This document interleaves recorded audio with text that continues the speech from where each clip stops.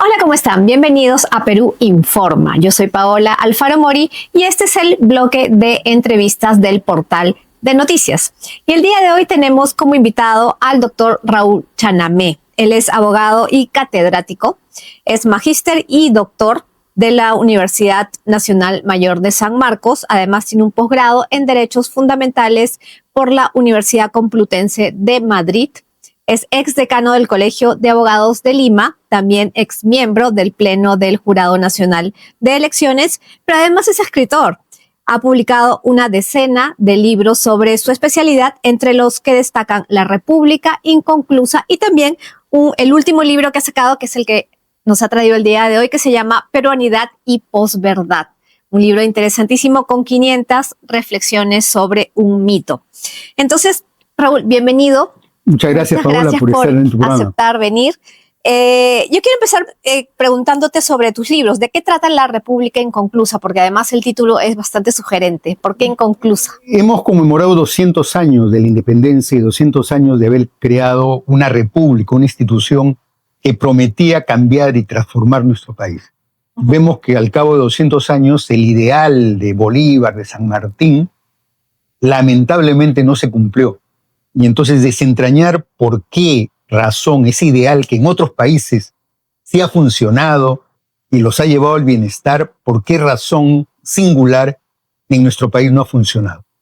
Creo que amerita que tengamos reflexiones de largo plazo, a fondo, sobre los grandes problemas nacionales. En el Perú discutimos cosas absolutamente coyunturales, pasajeras, anecdóticas a veces. Entonces creo que hay que debatir y poner la agenda nacional. Creo que la República no ha funcionado porque no creemos en las instituciones, creemos en las personas, en los individuos.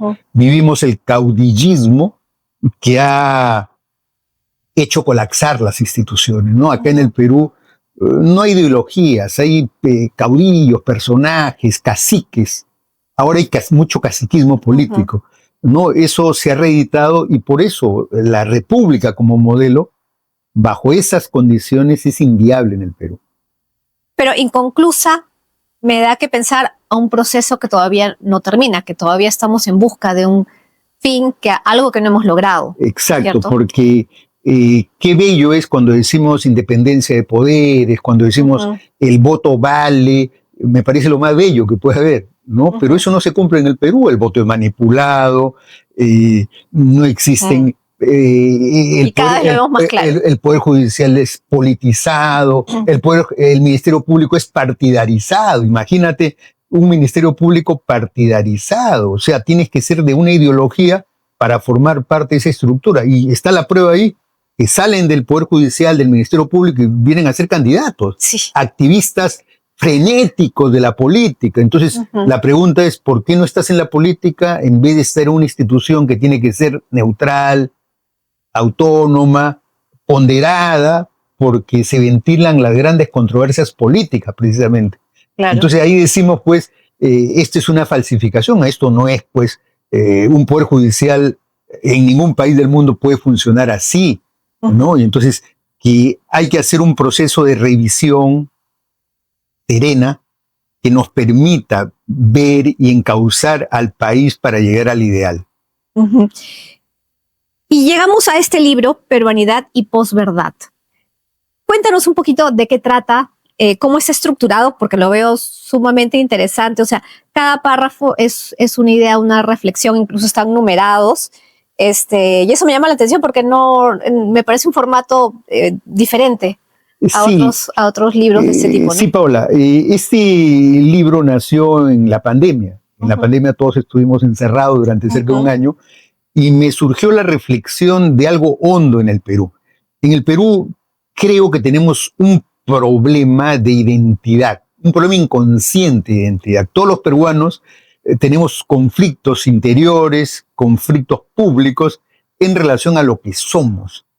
¿Qué es la peruanidad? ¿Qué somos finalmente? ¿Somos mestizos? ¿Somos cholos? ¿Qué somos? ¿Somos neo-incas? Y ese conflicto se da incluso en los procesos electorales, en las controversias. Ahí es donde más se ve, yo creo, ¿no? En estos tiempos. En el racismo y el neorracismo que hay. O sea, hay manifestaciones de la provincia versus Lima, los Andes versus la costa, lo peruano contra lo foráneo, ¿no? Los peruanos contra los venezolanos, y entonces ahí encontramos que hay un problema en el inconsciente colectivo que no hemos resuelto.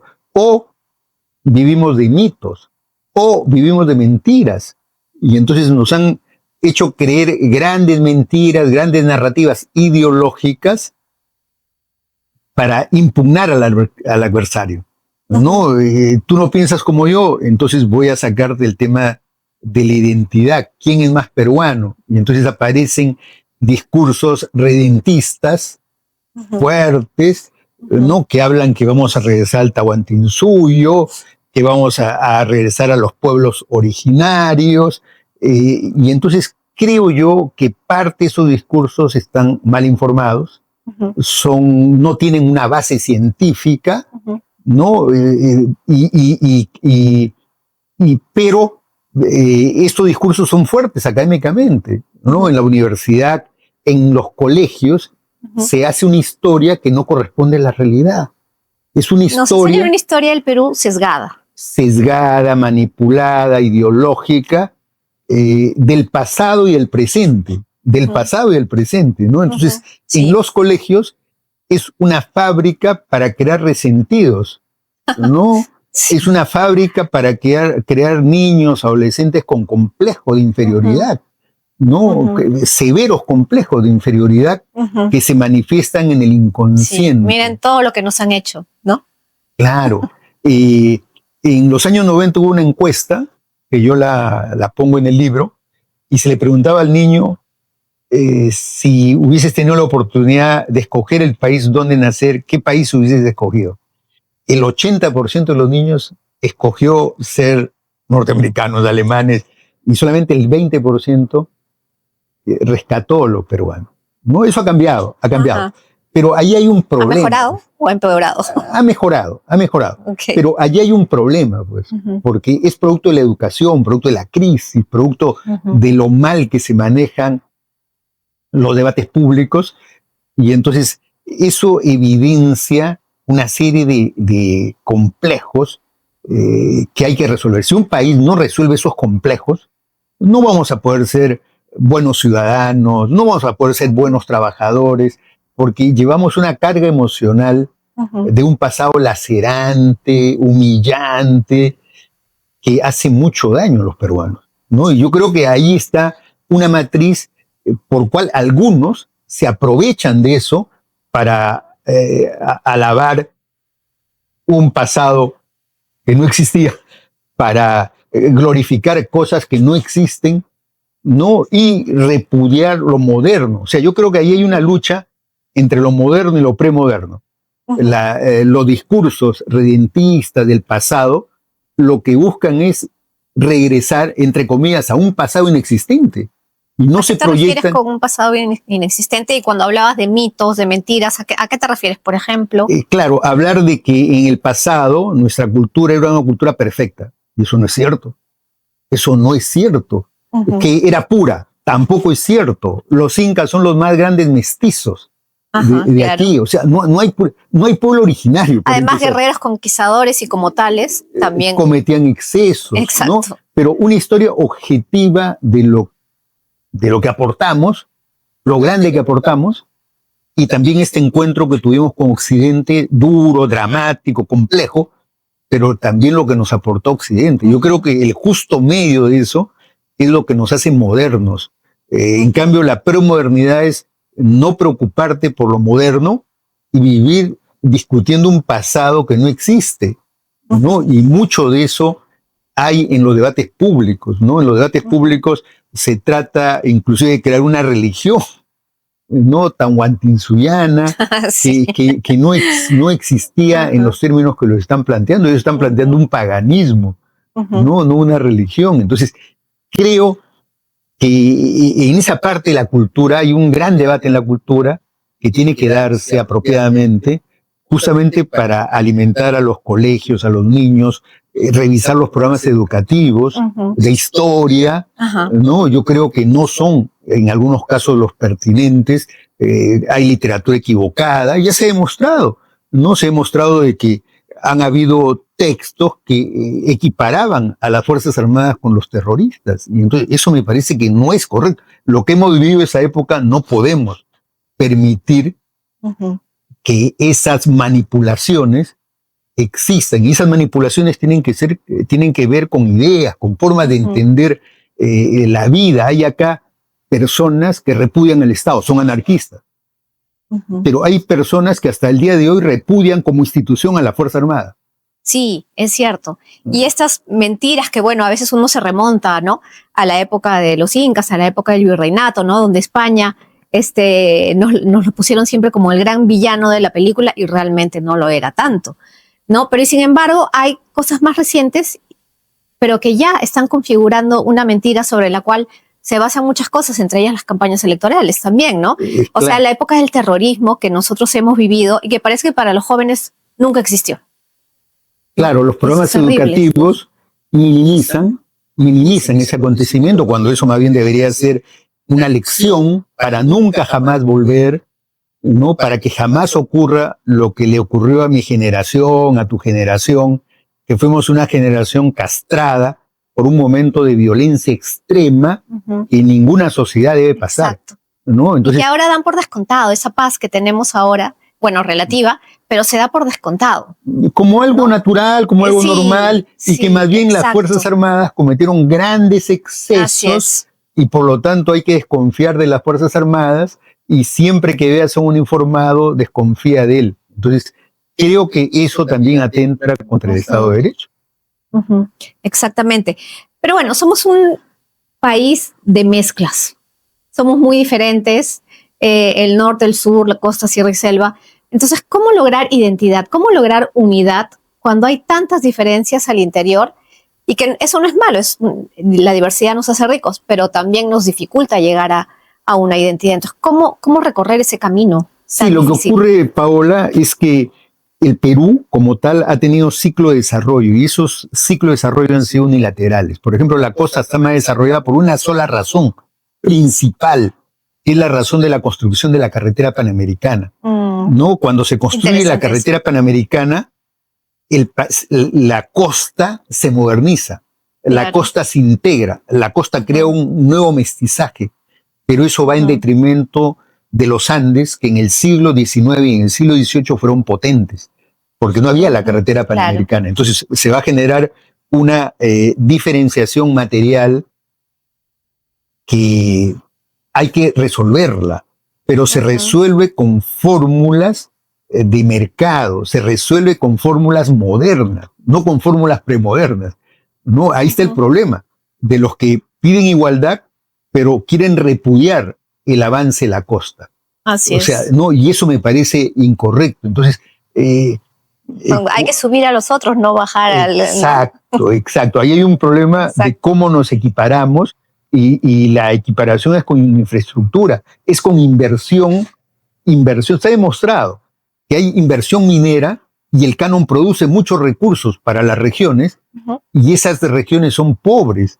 No son pobres por culpa del Estado limeño, son culpa de los caciques, muchos de ellos de izquierda, muchos de ellos que tienen un discurso redentista, contrario a la modernidad, pero gozan de esos recursos económicos. Claro, que llegan a gobernadores, alcaldes, ¿no es cierto? Y devienen en la corrupción, ¿no? Devienen en la corrupción. Entonces, allí creo que hay un problema, porque el problema para justificar su inacción, para justificar su falta de capacidad regional, corresponde a las élites de estos lugares. Por eso necesitamos, creo, tener un plan de desarrollo integral que nos diga cómo, por ejemplo, hablamos de la interoceánica, correcto, pero también tenemos que tener una carretera interandina que nos va a costar mucho.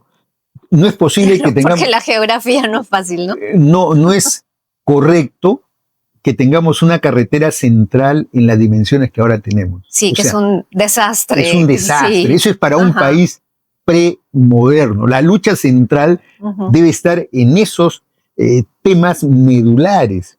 O sea, conectividad es La lo que... conectividad, por supuesto. Tiene que haber una conectividad real, los fondos tienen que invertirse adecuadamente y el desarrollo tiene que llegar por ese lado. Hay que hacer una gran reforma educativa. Los programas educativos están totalmente desfasados. La historia se sigue enseñando con esas mentiras que teníamos en mi época. O sea, sí, yo la verdad los es que ni siquiera sé. Pero... No, el problema es que los profesores también tienen que actualizarse. Hoy día estamos con la inteligencia artificial. ¿Qué hace? Entonces, estamos en una nueva dimensión. Hace cosas más increíbles. Y no podemos seguir con programas de hace 50 años. O sea, nosotros mismos no podemos estar en esa lógica que es preinformática, ¿no? Claro. Y mucho del desarrollo en el Perú es preinformático. El Estado sigue con papeles. El Estado. Mira, cuando yo era joven, cada vez que reclamábamos algo, nos decían, ¿qué le pides si el Estado es pobre? ¿Qué pides tal avance si no hay máquina de escribir porque somos pobres? ¿Qué pides si no hay papel porque somos pobres? Entre comillas, el mito de la pobreza. Hoy día tenemos un Estado rico, pero seguimos actuando como cuando éramos pobres. Cierto. O sea, no hay papel, no funciona la luz, no funciona, se hacen malas compras, etcétera, etcétera. ¿No? Entonces, vemos pues que es un Estado ineficiente para lo básico, ineficiente, no le faltan recursos. Exactamente. No faltan personas, es ineficiente para lo básico. Entonces, eso tiene que cambiar. Claro, porque, por ejemplo, las famosas estas leyes pro crimen, que bueno, yo no soy abogada, pero a mí me parece que muchas de ellas no son pro crimen. Porque, por ejemplo, regulan estos plazos excesivos que parece que hubieran sido para siempre, que tenían los fiscales para investigar y mientras el investigado y todo su entorno estaba pues en un ambiente de abuso total. ¿Y por qué? Porque el fiscal necesita todo este tiempo por las ineficiencias que hay dentro de la fiscalía y del Estado en general, que si aplicaran inteligencia artificial, eso no tendría por qué pasar. Pues mira, tiene que haber un límite a los plazos, pues. La izquierda defiende el status quo judicial. Claro. Ya, y entonces, pero lo defiende no por la justicia, lo defiende porque hay fiscales que son funcionales a su política. Claro. Entonces, eso me parece un absurdo. El sistema judicial tiene que ser defendido por principio. El sistema judicial tiene que ser cele, rápido. Mira, te pongo un ejemplo. Una niña cuando tiene 13 años hace sus tutores, sus padres, su madre hace una demanda de alimentos. Resuelven el juicio de alimentos cuando ella tiene 27 años. Oh, increíble. No, eso es en el Perú, eso se da. Y ese status quo, la izquierda dice, no, la independencia judicial. Eso es independencia, eso es ineficacia, eso es mediocridad absoluta. Con ese sistema jamás vas a crear una justicia social, jamás. Claro. ¿No? Y entonces, pero por razones ideológicas defienden esa ineficacia. Y entonces cuando dicen, hay que reformar el sistema judicial, por supuesto, porque no te permite libertades, no te permite plazos. Un inocente puede estar 10, 15 años procesado, como se ha demostrado. Y no solamente el acusado, sino todo su entorno. Todos. O sea, si uno tiene la mala suerte de conocer a alguien que está implicado en algo, ya, tu vida también... no, nuestro sistema... Termina totalmente alterado. Nuestro sistema es penoso. Sí. Penoso en las consecuencias que genera. Y entonces, eso hay que cambiarlo. Tenemos que hacer un Estado, y en justicia un Estado eficiente, probo, que dé garantías a los ciudadanos. Pero cada vez que se quiere regular, ya salen con esto, que no, procrimen. Y lamentablemente la palabrita pega, y como todo el mundo la repite y la repite, entonces la mayoría de personas que no han analizado la situación piensan que efectivamente son procrimen, cuando no son. No, que procrimen va a ser pues que un juicio de alimento dure 20 años, ¿no? O sea, de eso deberíamos preocuparnos. Exacto. ¿No? Porque lo otro es las persecuciones judiciales, ¿no? En el mundo se ha politizado la justicia, ¿no? Y entonces se usa la justicia como instrumento para perseguir, para vengarse. Y la justicia no debe estar hecho para eso. Los jueces deben ser, por razones de imparcialidad, deben estar lo más alejados de la vida política. Pero acá hay jueces activistas, ¿no? Hay jueces que se meten a la vida política y hacen campaña en la vida política. Y eso está muy mal. Los políticos que resuelvan sus problemas en la lógica del debate, la confrontación programática. Pero un juez, ¿por qué tiene que meterse eso? ¿No? Un juez en plena campaña se mete. Yo digo, y lo digo, acusaciones contra Sánchez en plena campaña judicial. ¿Por qué? Señor, deja que pase la campaña.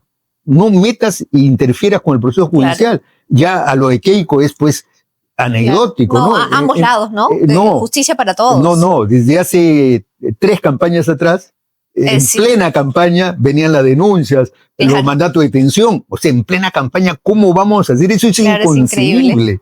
No, pero en el Perú, por razones ideológicas, se justifica eso. El Poder Judicial no debe meterse en las campañas políticas. Exactamente. ¿No? Tienen su curso, por eso tienen sus instancias. Exacto. Y todos deberían tener derecho a justicia independientemente de la ideología que tengan, ¿no?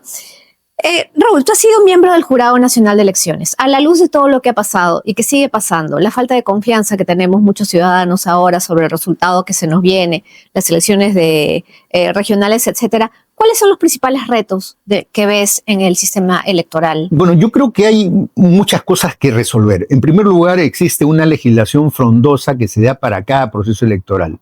Me explico. En el Perú hay cerca de 40, 50 leyes electorales, normas que rigen los procesos electorales. Es totalmente engorroso en un sistema normativo. Necesitamos tener, creo, un código electoral que resuelva este tipo de temas. Un primer punto. Un segundo punto es que creo que necesitamos unificar el sistema electoral. Es demasiado burocrático. Es por eso que existe jurado. En Colombia no hay 3, no está dividido en 3, por ejemplo. No. En Colombia son 2 nomás, me parece. 2, en otros países es 1. Es lo menos burocrático posible. En nuestro caso hay un burocratismo, un reglamentarismo tan extremo que hace pues que los organismos electorales tengan mucha preeminencia, ¿no? Y entonces todo está regulado, todo está normado y se convierten en camisas de fuerza. Y además, en el sistema judicial se ha dado el burocratismo. ¿Las elecciones han fallado por falta de dinero? No. Al contrario, han tenido presupuesto. Al contrario, han fallado por exceso de dinero, ¿no? O sea, porque todas las cosas se hacen mal, caras, o sea, y los resultados.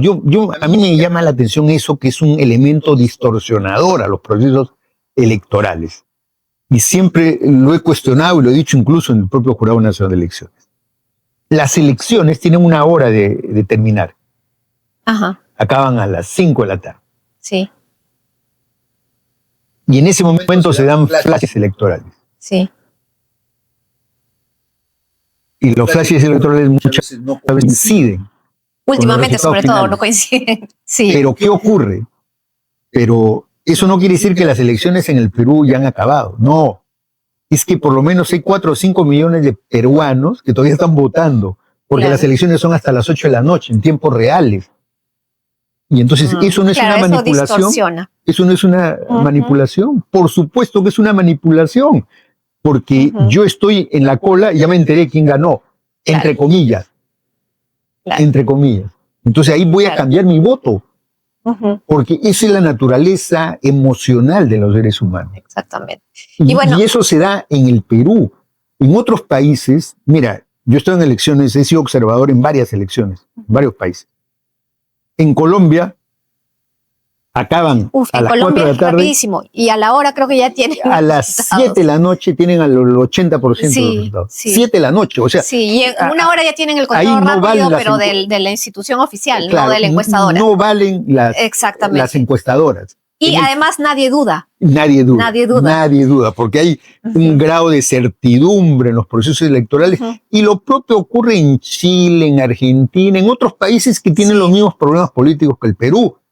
Pero en el Perú, después de un mes vamos a hablar de los resultados. Por eso, creas un mes de tensión, de conflictos, y se presta a todo tipo de narrativas, de ganadores y perdedores. Exactamente. Y finalmente creo que el principal reto que tiene el sistema electoral es recuperar la confianza. La credibilidad, la legitimidad, que es importante. Que ahora se ha perdido, definitivamente. Muchísimas gracias, Raúl. Ha sido excelente esta entrevista, me ha encantado. Y a ustedes, muchísimas gracias por haber escuchado la entrevista. Recordarles que este programa se transmite a través de las plataformas de la Coordinadora Republicana y también, por supuesto, por PBO 91.9 de la FM, la radio con fe, que además se transmite por más de 250 cables a nivel nacional. Muchas gracias, yo soy Paola Alfaro Mori y nos vemos la próxima semana.